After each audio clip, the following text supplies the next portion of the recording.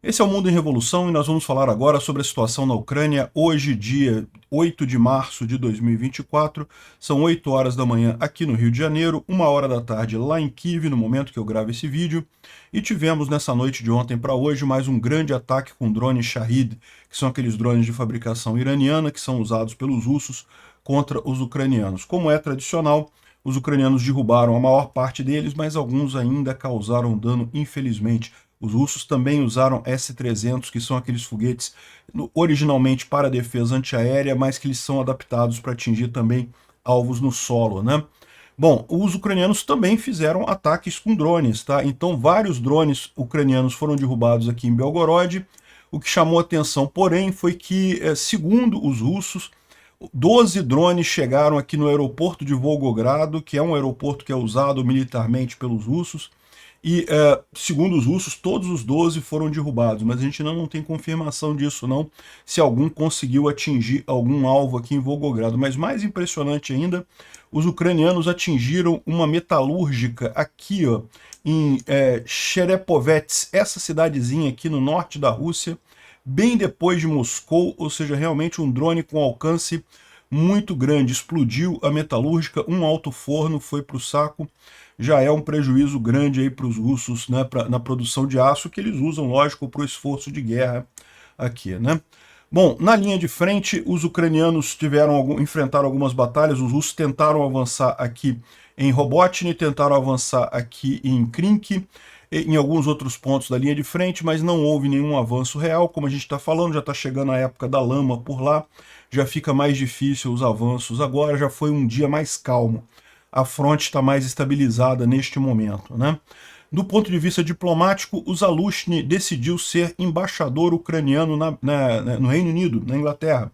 Excelente notícia, isso mostra que não há briga, como muita gente suspeitou, não há confusão entre ele e o Zelensky. O que foi realmente foi uma decisão para melhorar o comando das tropas, para agilizar o comando das tropas, né, o Syrskyi assumir, e ele agora vai ser embaixador ucraniano em Londres. Tenho certeza que vai ter muito sucesso na nova empreitada, e fiquem de olho no Zaluzhny. Eu tenho certeza que nas próximas eleições ucranianas, depois dessa guerra, né, a Constituição ucraniana só permite eleição em tempo de paz.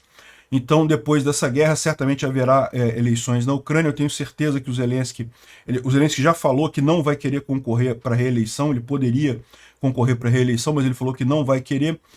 O Zaluzhny é um nome natural que surge aí como um grande sucessor do Zelensky nessa história do ponto de vista político, né? Vamos ficar de olho nele.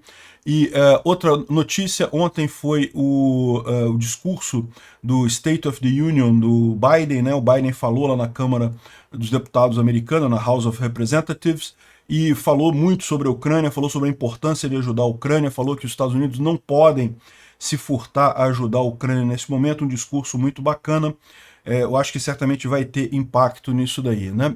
Vamos falar sobre esses e outros assuntos em detalhes. Essas notícias foram sugeridas por O Gulag do Peter Deve Ter Fechado, Estação Verão e várias outras pessoas. Muito obrigado a todo mundo que sugeriu notícias lá no nosso site, no wrevolving.com.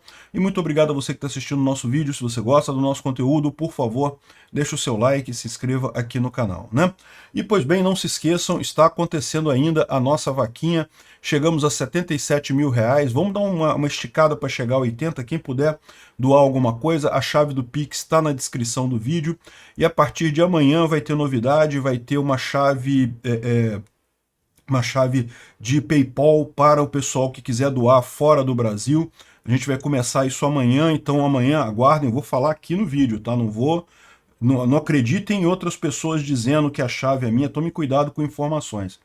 Aqui, vamos ouvir o Alex Silva falando aqui, agradecendo a vocês pelo apoio até aqui. Alex Silva falando diretamente aqui da Ucrânia, hoje é dia 7 de março de 2024. Em primeiro lugar, eu gostaria de agradecer a todos os brasileiros que já colaboraram com a nossa vaquinha. E aqueles que queiram colaborar, eu peço por gentileza que entre aí no canal Mundo em Revolução, do nosso amigo Peter, e faça ali a sua doação. Existem maneiras diferentes de fazer a sua doação. Por exemplo, por Pix e por Bitcoin. Então, nós brasileiros que estamos aqui lutando na Ucrânia por justiça e liberdade, agradecemos a todos. Muito obrigado. Slava Ucraina! Herói Slava! Alex Silva e os demais, nós brasileiros que agradecemos a vocês por esse esforço que vocês estão fazendo em prol da paz, em prol da liberdade no mundo, né? É um prazer ajudar vocês aí. E o Alex Silva mandou também algumas imagens aqui dos treinamentos que os brasileiros estão fazendo lá para ajudar na Ucrânia, né? Um grupo grande de brasileiros que chegou lá para ajudar a Ucrânia e estão aqui fazendo treinamento de primeiros socorros agora. Então, torniquete, aqui transporte de pessoas que estão imobilizadas, né? Então, aqui também, tipóia, eu imagino que seja isso que eles estão treinando aqui. Enfim, estão fazendo uma série de treinamentos aqui de primeiros socorros, que evidentemente é uma coisa muito importante nessa situação. Isso aqui é parte do treinamento completo que o pessoal está fazendo lá para ajudar a Ucrânia lá, né? Esses soldados e os demais que estão lá, já tem um monte de brasileiro lutando lá na Ucrânia, são eles que nós vamos estar ajudando, comprando equipamento adicional para eles lá.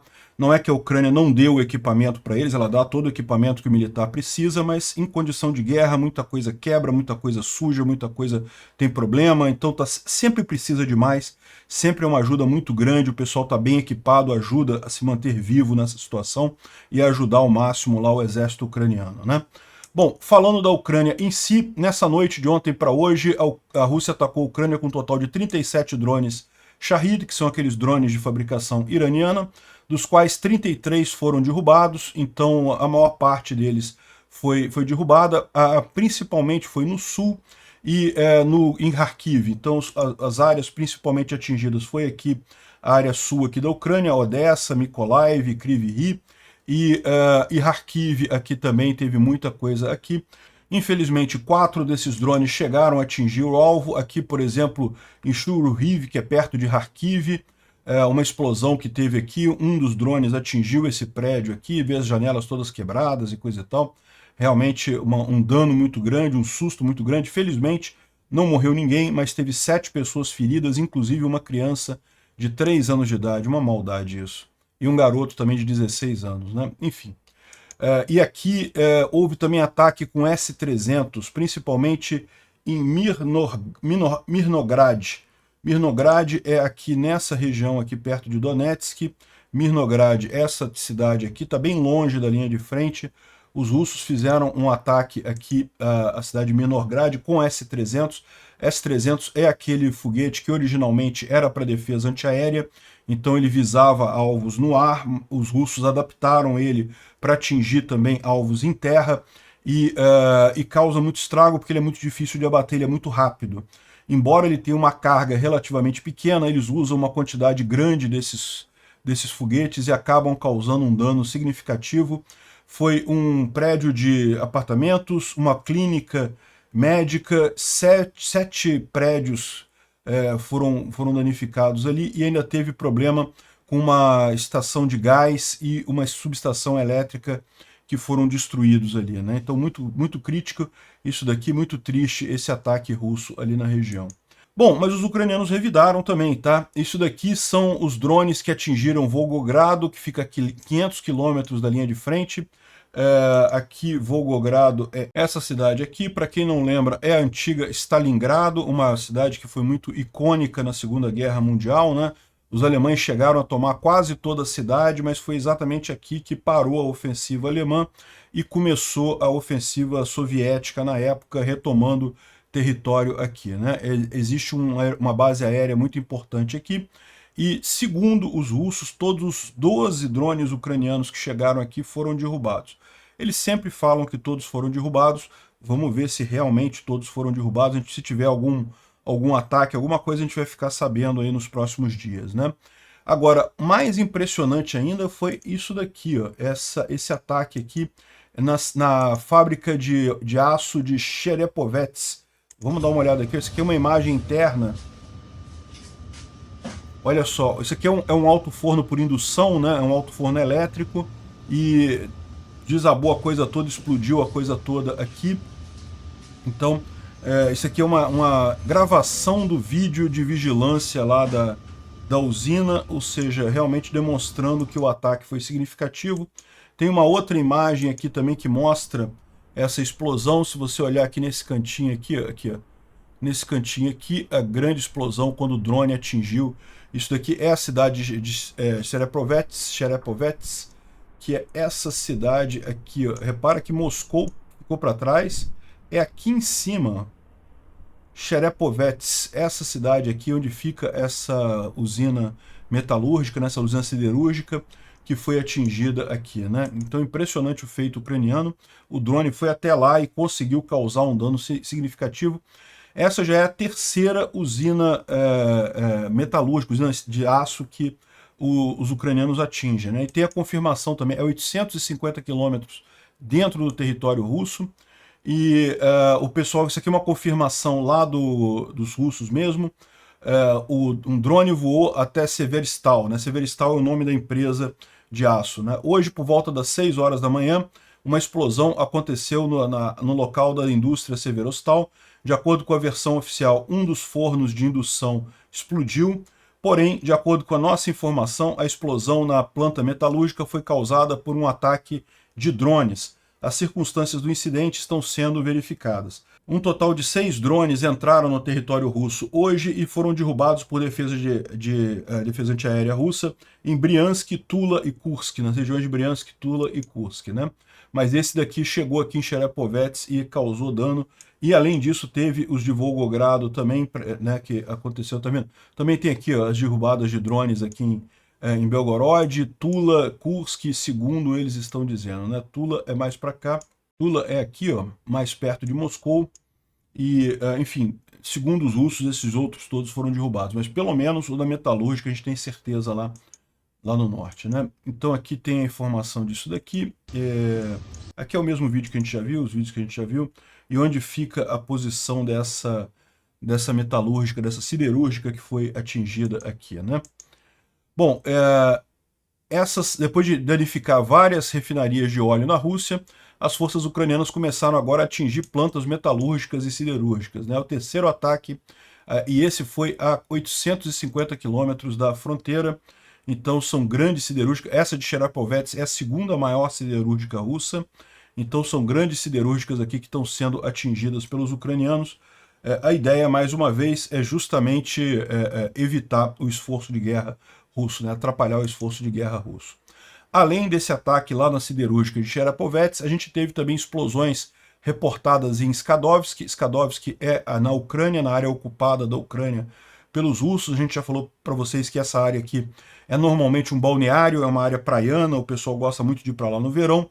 E como tem vários hotéis, vários resorts ali na região, os russos gostam de usar essa região para treinamento de tropas, para ambientação de tropas ali na Ucrânia. Então, de tempos em tempos, os ucranianos estão atingindo esses hotéis e resorts ali para justamente atingir os russos que estão dentro deles, né? A gente não tem imagem disso, mas teve esse ataque. Também na região de Chaplinka, em Kherson, os russos receberam uma surpresa. A gente só tem essa imagem aqui que não dá para ver muita coisa, né? Mas foi em Chaplinka. Chaplinka fica também aqui nessa mesma região. Então aqui a gente está falando de Kherson, da área ocupada da Ucrânia.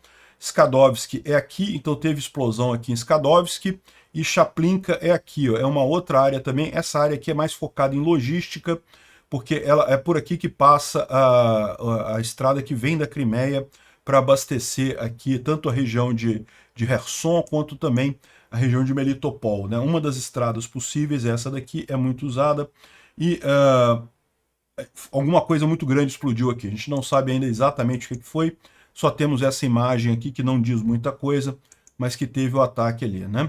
E também teve ataque ucraniano em Mariupol. Segundo eles estão dizendo aqui, alguma coisa, o pessoal reportou algo similar a algo caindo do céu na direção de Taganrog. Então, o pessoal não sabe se foi em Mariupol ou se foi em Taganrog. Taganrog é na própria Rússia, tá? Também tem várias bases militares aqui, tem base aérea. É um porto muito usado pelos russos, essa região aqui, justamente para entrar na Ucrânia, né? Então não se sabe se foi em Mariupol ou Taganrog.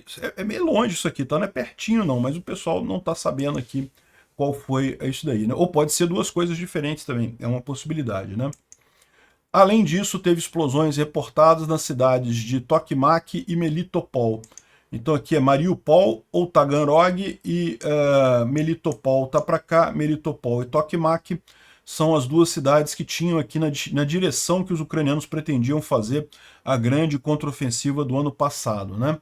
E só temos também a informação, não temos imagens desses ataques, mas é muito comum os ucranianos fazerem isso, né, atacarem a retaguarda russa. Aparentemente está voltando a quantidade de munições e mísseis também para os ucranianos fazerem esses ataques, né?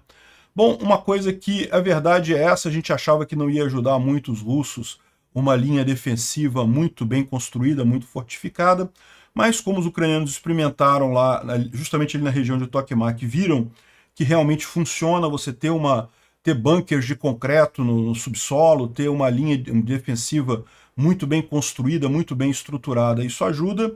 Bom, se ajuda, vamos usar também, né? Então os ucranianos estão fazendo agora grandes linhas defensivas em toda a linha com os russos. Então é aquele negócio, é o que eu falo para vocês. Eu não sou muito fã disso daí, não. Eu acho que a Ucrânia tinha que se esforçar mais em avançar para justamente derrotar a Rússia e assim recuperar seu território. Isso seria uma defesa muito maior, no final das contas, mas eu reconheço que esse tipo de coisa pode ajudar a evitar problemas como, por exemplo, de Avdivka, né? E o ideal é justamente você fazer essas construções como coisas de engenharia mesmo, como os ucranianos estão fazendo aí, realmente posições defensivas bem mais estruturadas, né? Não é aquela coisa de soldado cavando com pazinha, é definitivamente um processo de construção com bunkers que os soldados podem se abrigar e coisa e tal, né? Isso acabou fazendo diferença na contraofensiva ucraniana, então por que não usar o aprendizado, né? Tem mais informação sobre isso também. Também estão mostrando aqui um slideshow com vários aspectos da defesa ucraniana aqui, né? Então dá para ver que são realmente bunkers e trincheiras muito reforçados que dificultariam muito um eventual avanço russo nisso daí, né? Mas o grande risco disso daí é justamente congelar a linha de frente. Ninguém avança para lado nenhum. É lógico, é ruim para a Ucrânia, realmente a Ucrânia tem que fazer isso para evitar o avanço russo, mas não pode se fiar nisso daí, né? Bom, e os russos continuam fazendo ataques, mas os ataques hoje diminuíram bastante de intensidade. Houve uma batalha por Robotny. Aqui está um soldado ucraniano aí na batalha por Robotny. Os russos tentaram avançar mais uma vez ali, mas não conseguiram, perderam vários tanques, vários blindados e não conseguiram tomar nenhum território.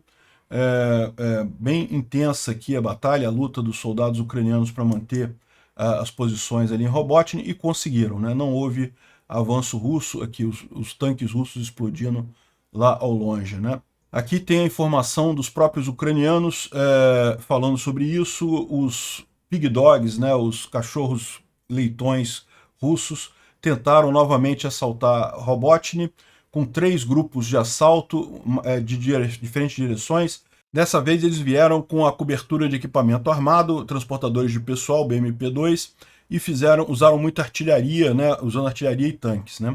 Considerando que alguma coisa deu errado com a 70º Regimento de Infantaria dos russos, alguém destruiu a base deles, né, os ucranianos, evidentemente.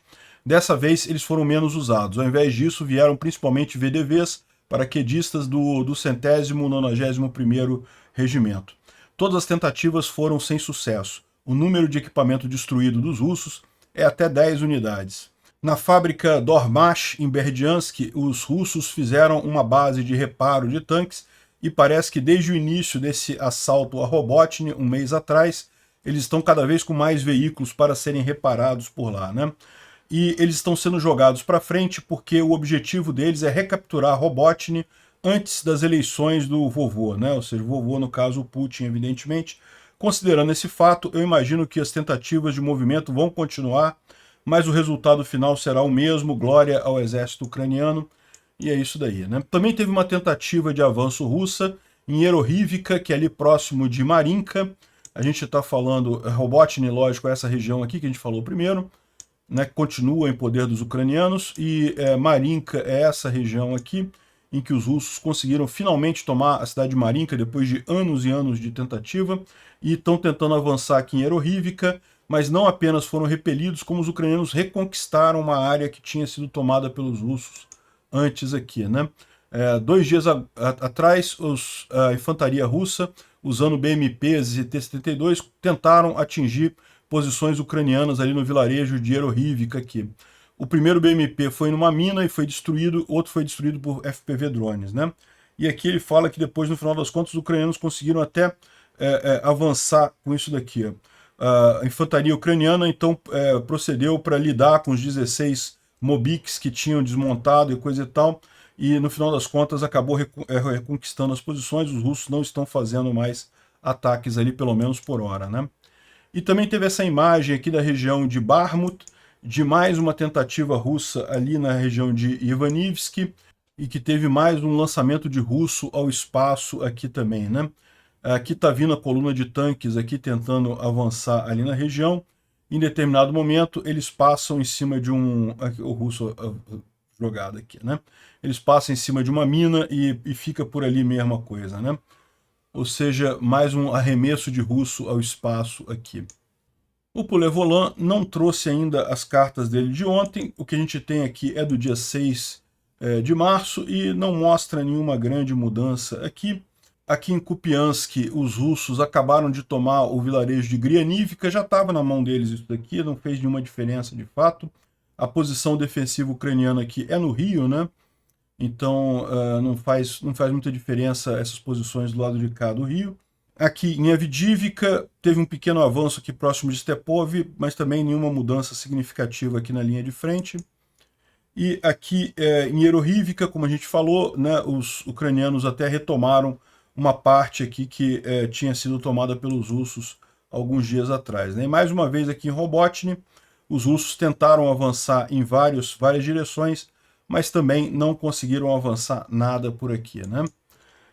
O Instituto para o Estudo da Guerra, ele fala que a inteligência lituânia disse que a capacidade de sustentar o ritmo atual da guerra na Ucrânia ainda acontece por algum tempo, ou seja, eles acham que os russos não exauriram a capacidade deles de ataque, então eles vão continuar nesse ritmo de tentar avançar por mais um tempo, né? Até quanto tempo a gente não sabe, é o que eu falo para vocês. Nos próximos dias aí a gente vai ter a temporada da lama começando, mas isso não quer dizer, eles podem continuar atacando também na temporada da lama, não tem nada que impeça, né? E a ideia justamente é que isso vai dar mais oportunidade para os ucranianos continuarem destruindo equipamento russo, né? Bom, e a grande notícia é que a Suécia finalmente entrou formalmente na OTAN no dia 7. Ontem é o 32º membro da aliança, né? Aqui está a informação da entrada oficial da Suécia na OTAN. Hoje a gente já pode dizer que o meme do lago da OTAN se tornou realidade, né? A OTAN agora controla todos os países aqui no Mar Báltico, com exceção da Rússia, mas isso daí realmente deixa a Rússia numa posição muito fragilizada. A estratégia do Putin de afastar a OTAN acabou sendo totalmente o contrário, acontecendo o contrário, né? O Putin vai ganhar o selo de vendedor do ano da OTAN, né? Conseguiu, a OTAN estava praticamente morta, porque ninguém via mais a Rússia como uma ameaça, então o pessoal estava meio que, pô, para que eu vou ficar investindo em equipamento militar e coisa e tal? A Rússia está parada lá, não é mais uma ameaça como foi na Segunda Guerra. Até a Polônia, tinha partidos na Polônia querendo sair da OTAN e coisa e tal. Agora, meu amigo, ninguém mais discute sair da OTAN, ao contrário, países entrando para a OTAN, todo mundo investindo mais em militar. Os russos conseguiram exatamente o contrário do que eles queriam, né? E uma coisa curiosa é que saiu uma reportagem aqui dizendo que seria interessante o pessoal colocar equipes americanas e europeias para treinar os soldados ucranianos lá na Ucrânia, porque é só botar ele lá e fazer algumas adaptações e coisa e tal, é só colocar ali o cálculo do risco e botar esses times para treinar os ucranianos, para ajudar eles nessa guerra e coisa e tal. Mas o que o Malcolm Nance fala aqui, ele é alguém que esteve 10 meses lá na Legião Internacional, lá na Ucrânia, inclusive participou da contraofensiva de Kharkiv. Ele diz o seguinte, olha só, isso pode ajudar no início do treinamento, o treinamento básico inicial pode ser que ajude, mas a verdade é a seguinte, o fato é, os soldados ucranianos vão estar treinando tropas americanas nos próximos anos, tropas americanas e europeias, evidentemente, né?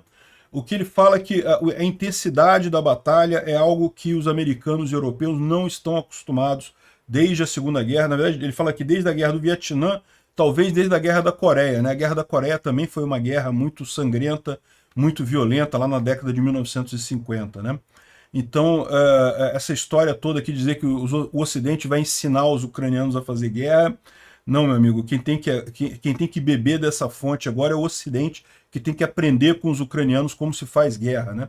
Até porque tem um monte de novidades nessa guerra, com os drones, com esse tipo de coisa, que realmente mudou tudo na guerra, né? É todo um novo conjunto de preocupações que o Ocidente nem vê, né? Eu ficava falando para vocês lá com o ataque de Israel na faixa de Gaza, ali, ataque ao Hamas, né? Como que o pessoal bota um monte de tanque juntinho. Pô, na Ucrânia não pode esse negócio de botar um monte de tanque juntinho, os tanques sem a gradezinha no topo para proteger de drone, coisa e tal. Um monte de coisa que o Ocidente vai ter que aprender. Guerra daqui para frente vai tudo ter isso, né? Deem aos ucranianos todas as armas que eles precisam, sem nenhum limite, e essa guerra vai acabar. E então os ucranianos vão poder ensinar o Ocidente como lutar guerra, né? Ou seja, o recado do cara é esse daí. E que bom, né, que ele está fazendo esse tipo de coisa. A gente vai ver que tem realmente um monte de envio de arma para a Ucrânia agora. Mas tem essa informação aqui. Os Estados Unidos lançou um alerta para americanos e estrangeiros que estiverem na Rússia para evitar grandes conjuntos de pessoas, grandes aglomerações de pessoas nas próximas 48 horas, porque eles identificaram que tem um plano de ataque extremista em grandes quantidades de pessoas em Moscou, incluindo concertos e coisas culturais e coisa e tal. Então é para evitar grandes conjuntos de pessoas ali nas próximas 48 horas. O que será que está acontecendo, né? Vamos ver. Será que é o pessoal do Navalny querendo atacar a Rússia ou será que é o próprio pessoal do Putin querendo criar uma false flag para justificar mais agressão na guerra, ou talvez determinar um estado de sítio, enfim, não sabemos o que vai acontecer aí nas próximas 48 horas, né? Bom, uma outra boa notícia que a gente teve é que o Zaluzhny, né, o Valery Zaluzhny, que era o comandante das Forças Armadas Ucranianas até bem pouco tempo atrás, foi substituído pelo Syrskyi.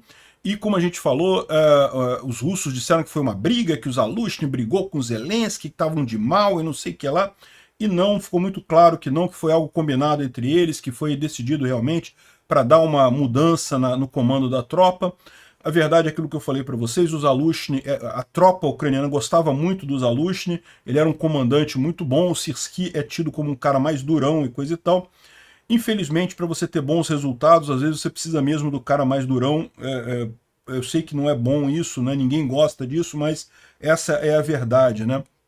Nem sempre o cara mais agradável, o cara mais bonzinho é o que dá os melhores resultados, então vamos ver aí como é que o Syrskyi vai se sair nessa história. E o Zaluzhny, para provar que realmente não teve briga nenhuma com o Zelensky, ele foi apontado embaixador da Ucrânia na Inglaterra. Então ele vai para Londres, vai representar a Ucrânia lá. Eu tenho certeza que vai conseguir muitos acordos por lá. A Inglaterra é uma aliada da Ucrânia desde o primeiro momento.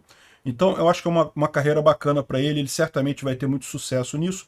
E de novo, o Zelensky já falou que não quer se candidatar à reeleição, né? Não vai ter eleição esse ano na Ucrânia, porque a Constituição proíbe eleições em época de guerra. Mas quando terminar a guerra, evidentemente haverá eleições na Ucrânia. E o Zelensky já falou que não quer se candidatar à reeleição, e o Zaluzhny é um nome muito natural para suceder o Zelensky nessa situação. Acho que é um nome muito bacana para isso, né? Ele tem um futuro político também muito significativo. Bom, houve uma reunião entre a Inglaterra e a Alemanha para discutir o suprimento de armas de longo alcance para a Ucrânia, hein? Uhul, será que a Inglaterra vai conseguir convencer o Scholz a mandar o Taurus, né? Ou pelo menos o que eles falaram é o seguinte: a Inglaterra manda todos os Storm Shadow dela para a Ucrânia e a Alemanha manda alguns Taurus para a Inglaterra, de forma que aí, né, equilibra a coisa. A Inglaterra não fica desprotegida, porque a Inglaterra tem que manter um grau de alerta também, ela tem que manter um grau de mísseis ali para, né, na eventualidade de um ataque. Enfim, vamos ver o que vai sair desse encontro ali, né? Também quem está lá na Ucrânia hoje é o secretário de Defesa britânico, o Shapps, chegou em Kiev aqui e está falando justamente sobre a importância da Ucrânia ganhar essa guerra, porque se a Ucrânia perder essa guerra, as consequências vão ser catastróficas para o mundo livre, não apenas a Rússia avançando mais na Europa, como também um recado para tudo quanto é ditadura no mundo que pode invadir o coleguinha do lado que não tem problema, né? Então, tá aqui na Ucrânia. Eu tive nessa praça aqui da Catedral de São Michel, né? Miguel, seria São Miguel em português. Saint Michel, né? Realmente é bacana essa praça aqui, eles botam uma série de sucatas de veículos blindados da guerra e coisa e tal. Essa aqui é a catedral lá que eu falei. Enfim, o Reino Unido vai mandar também 10 mil drones para a Ucrânia, excelente, um pacote de 325 milhões de libras esterlinas, ótima coisa, drones estão fazendo uma diferença muito grande, né? Por falar em drones, o pessoal tá estudando esses drones movidos a PulseJet.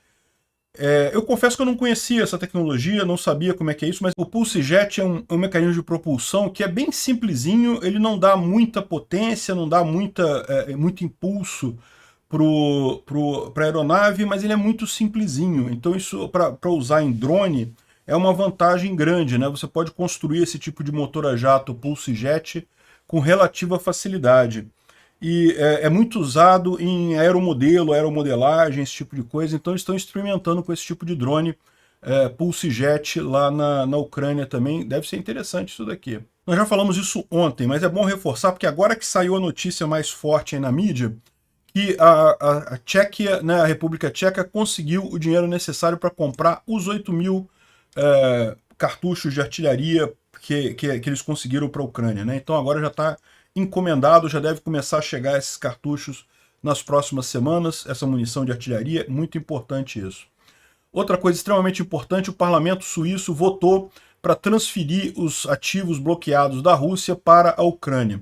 Isso aqui ainda é só o início do processo, mas é muito significativo, porque vocês sabem, a Suíça tem uma cultura, uma qualidade, né? Eles gostam de dizer que não mexem no dinheiro das pessoas, não é à toa que muitos milionários têm contas na Suíça e coisa e tal, e eles decidiram que no caso da Rússia não tem como não fazer isso, é um absurdo grande, ameaça toda a economia mundial, então eles não vão ficar sentados nessa ideia deles, vão transferir o dinheiro da Rússia para a Ucrânia. É só o início do processo, mas é bem significativo que isso tenha começado por lá, né?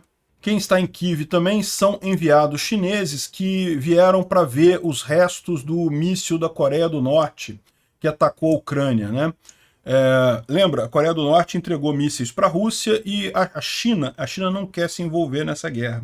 A China depende muito dos Estados Unidos economicamente, então ela não quer se envolver nessa guerra.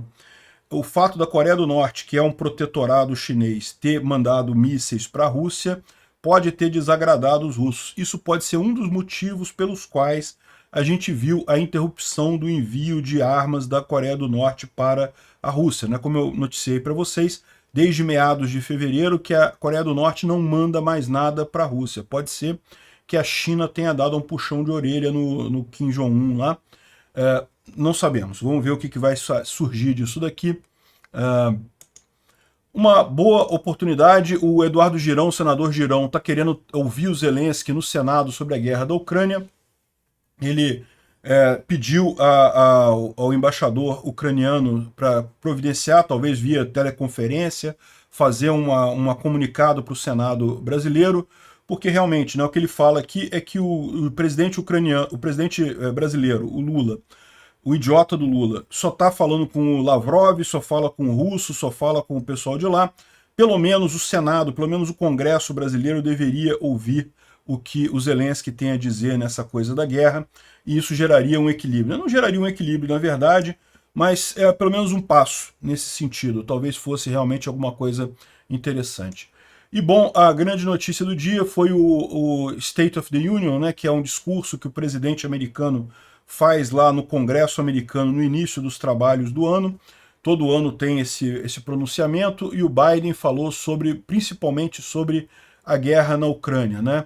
Se nós temos que nos manter contra o Putin, o Congresso, eu digo, me mande essa lei de financiamento. Se nós nos afastarmos agora da Ucrânia, a Ucrânia, a Europa e todo mundo livre estará em risco. a minha mensagem para o Putin é: ele não vai conseguir se safar disso daí, né? Aqui tem mais algumas coisas, olha. Ele diz que desde de Lincoln e da Guerra Civil não tem um ataque tão grande contra a democracia como tem agora. Eu tenho reservas quanto a isso daqui, tá? Eu acho que, da mesma forma que aqui no Brasil o Lula e o STF, e muita gente também, você pode ver nos comentários aqui do meu vídeo, tá tratando os bolsonaristas como golpistas, como uma coisa injusta. Pessoal, olha só, vou falar um negócio para vocês. Mais de 50% da população brasileira se identifica com a direita, tá? E, ou seja, esse pessoal não vai embora. Não tem como tratar todo mundo como antidemocrático, né? É a democracia deixar o pessoal votar no Bolsonaro também. Tem que poder votar no Bolsonaro, não tem esse negócio não. Mas o que ele disse aqui, mandou aquela mensagem para o Putin e coisa e tal, e também falou sobre Israel, deve permitir muita ajuda para entrar em Gaza e coisa e tal. Ele falou sobre uma solução de um porto que eles estão querendo construir lá em Gaza. Eu vou falar sobre isso no vídeo de Israel. Enfim, foi um discurso muito bacana no sentido de ajudar a Ucrânia, né? Vamos torcer para isso realmente ir adiante. Espero que o Mike Johnson tenha o peso na consciência e bote para votar lá o pacote de ajuda para a Ucrânia. Se ele botar para votar, é aprovado.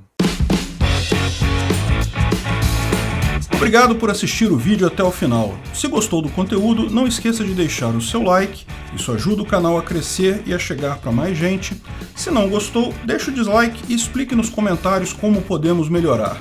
Comente também sugestões de temas que podemos trazer por aqui.